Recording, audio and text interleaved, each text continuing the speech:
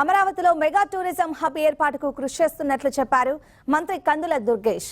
ఇందులో కేంద్ర మంత్రి షెకావత్ సహకారం పూర్తిగా ఉందన్న ఆయన ఇప్పటికే అభివృద్ధిపై డిపిఆర్లు సబ్మిట్ చేస్తున్నట్లు వెల్లడించారు.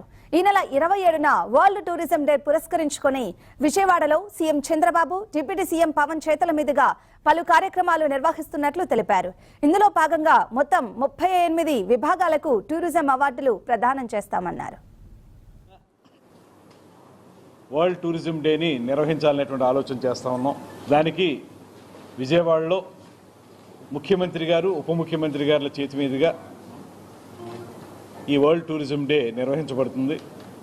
ఆ రోజున రమారమి 38 విభాగాల్లో టూరిజంకి సంబంధించి హోటల్స్ కానివ్వండి, టూరిజం స్పాట్స్ కానివ్వండి, ఇలా 38 విభాగాలు ఉన్నాయి.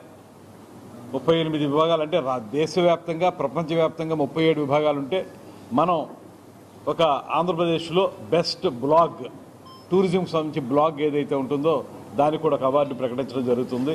ఇలా 38 విభాగాల్లో ఇచ్చేటువంటి టూరిజం అవార్డులు సెప్టెంబర్ 27వ తారీఖున ముఖ్యమంత్రి గారు చంద్రబాబు నాయుడు గారు, ఉప ముఖ్యమంత్రి పవన్ కళ్యాణ్ గారి చేతుల మీదుగా ఈ కార్యక్రమం నిర్వహించబడుతుంది.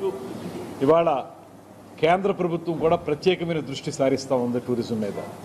అందుకే జలశక్తి మంత్రిగా, సమర్థవంతమైన మంత్రిగా పేరు పొందినటువంటి గజేంద్ర సింగ్ షెకావత్ గారిని కేంద్ర టూరిజం శాఖ మంత్రిగా కల్చర్కి కూడా ఆయనే ఏర్పాటు చేయటం, దాని ద్వారా దేశంలో టూరిజం డెవలప్ చేయటం మాత్రమే కాకుండా రాష్ట్రాలకు ఇతోధికమైనటువంటి సేవలు అందించాలి, సహకారం అందించాలనేటువంటి ఆలోచనతో కేంద్ర మంత్రిత్వ శాఖ కూడా సంపూర్ణమైన సహకారం ఇస్తుంది. బెంగళూరులో సదరన్ స్టేట్స్ సంబంధించినటువంటి టూరిజం శాఖ మంత్రులందరితోటి గజేంద్ర సింగ్ షెకావత్ గారు